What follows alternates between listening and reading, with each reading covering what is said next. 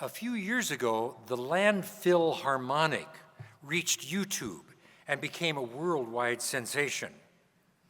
At the site of one of South America's largest landfills, a very creative music educator and a local worker in the landfill began to build musical instruments out of the trash that they were reclaiming from the landfill. Children from the community were taught to play those instruments, and an orchestra was formed. That music teacher, a certain Fabio Chavez, is exemplary of the idea of music as service. He's dedicated to the improvement of the lives of the children from the landfill community through music. For those children, music has indeed changed their lives. Chavez writes, "The world sends us garbage. We send back music."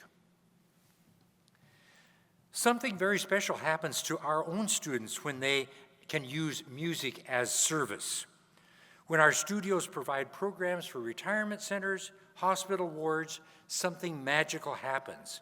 That special interaction between generations and the obvious appreciation expressed by the audience provides our students with an entirely new view of the power of music and even why they're taking piano lessons. Everyone has a need for music. Everyone has a need for music in their lives. The human soul needs beauty more than bread. Let's talk a bit about music as self-expression. Most of us in this room began lessons as children, and we've pursued our study to a very advanced level. My guess is that most of you were music majors in your chosen college or university. And what led you to continue your study for that length of time? It was the thrill and satisfaction of making music. We were challenged by the forceful drama of Beethoven, the subtle delicacy of a slow movement in Mozart, the thrill of passage work in Chopin, the rich sonorities of Brahms and Beethoven. We loved the music. To play the music from the masters of the keyboard is a fulfilling, enriching experience, so much so that we made it our life's profession. Music has a transformative power. We're often guilty of forgetting that when at 4 o'clock on a Thursday afternoon, Johnny comes for a lesson, and he can't count out loud, and he's not observing the correct fingering. There's such a disconnect between what drew us into the profession and what's happening with some of the students in our studios. And we ask, but don't you have to count out loud and use the right fingering to learn to play the piano?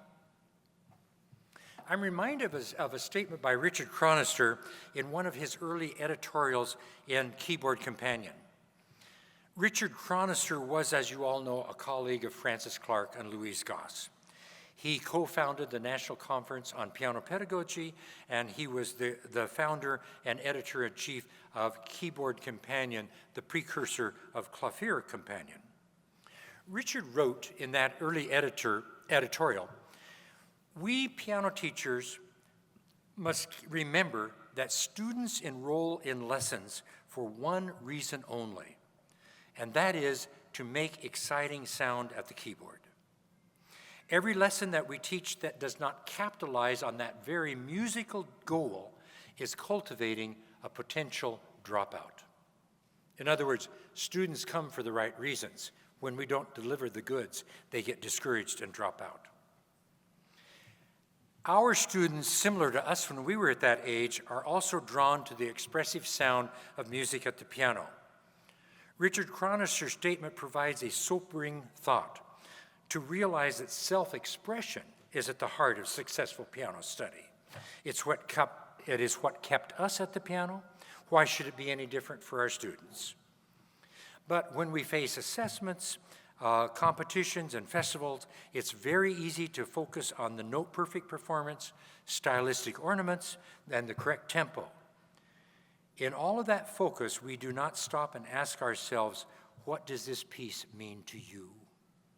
How do these sounds make you feel? What is Kulau expressing in this section?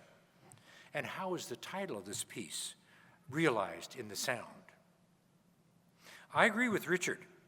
Students come to their piano lessons for the right reason, to make music, to experience the thrill of mastery over a piece, and to use that skill to create soul-satisfying sounds.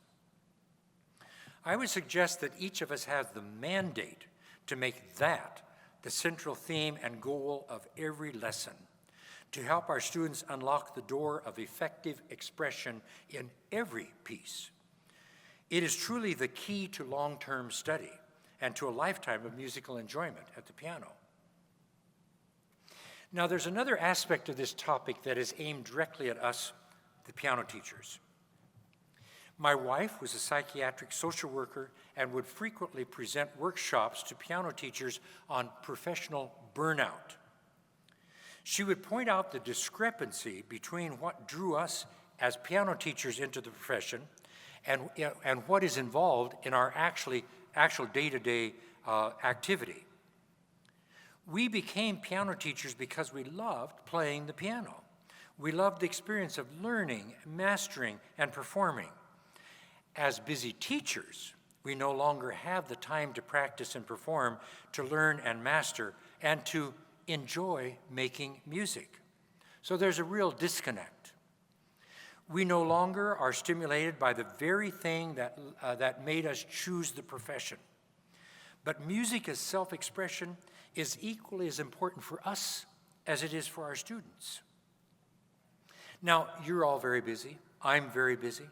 But it's almost of life-saving importance that we nurture ourselves through making music. We can all find 15 or 30 minutes a day for something that saves our lives and nourishes our souls and musical lives. And when you sit down and play, even if you're learning a new piece with maybe some sight reading challenges, you ought to ask yourself some fundamental questions. What is my emotional response to this section? Not did I play it correct. What is my response, my emotional response to this music? What is the composer expressing about life? When we're in touch with our own responses to the music under our fingers, we are better capable of teaching that response to our students. Let me say that once again. When we're in touch with our own response to the music that's under our fingers, we are better teachers of that response to our students. Now, I would also urge you to watch out for PTOH. PTOH, Piano Teacher's Occupational Hazard. We're programmed to listen for errors, to correct, and to articulate areas of improvement. We listen to music, and we often shut out the inspirational and focus on the criticism. PTOH can spoil our enjoyment of a concert or a recital that we attend. To fully appreciate and enjoy the music we hear, sometimes we need to take off our PTOH hats, sit back, and let the music take over. Don't criticize. Be washed over by the thrill of the music. Focus that connection between the sounds that we hear and the feelings that they arouse. Open yourself to musical meaning. Our students need a lot of help in this area. Our assignments deal primarily with correctness. That's easy to evaluate, especially for us teachers. Rhythm is either right or wrong, isn't it? And it's difficult to deny that a 4 above of a note indicates that we're supposed to play that with the 4th finger. So we assign and we evaluate. And I suppose that is much as it needs to be. But when was the last time that you wrote on an assignment, before you play this piece, take a few seconds and ask yourself, can you think of something that is very, and then you need to fill in the blank for what is at the heart of the interpretation of that piece. Very exciting, very sorrowful, very lonely, very energetic. In other words, think about the mood before you play the notes. We don't have our students do that, and then they're not really set to interpret effectively. Or another assignment that tries to get the student to think about what they're expressing. Write a sentence or two which describe the feelings that the composer is expressing. What is the composer really saying? Can you write it down? Or describe the contrast that you find between the A and the B sections. Some students have difficulty articulating musical feeling, but that lack of articulation is also reflected in their performance. What I can't talk about, I may not be able to express in sound. If I can't name the feeling or the expression or evoke that scene in my mind's eye, can I play it effectively? It may not happen overnight, but one of our jobs as music educators is to bring our students into closer alliance with musical expression, to feel it, to name it, to produce it, and to enjoy it. Music is composed for one reason only, to express feelings. We need to write that on our pianos and live by that every day.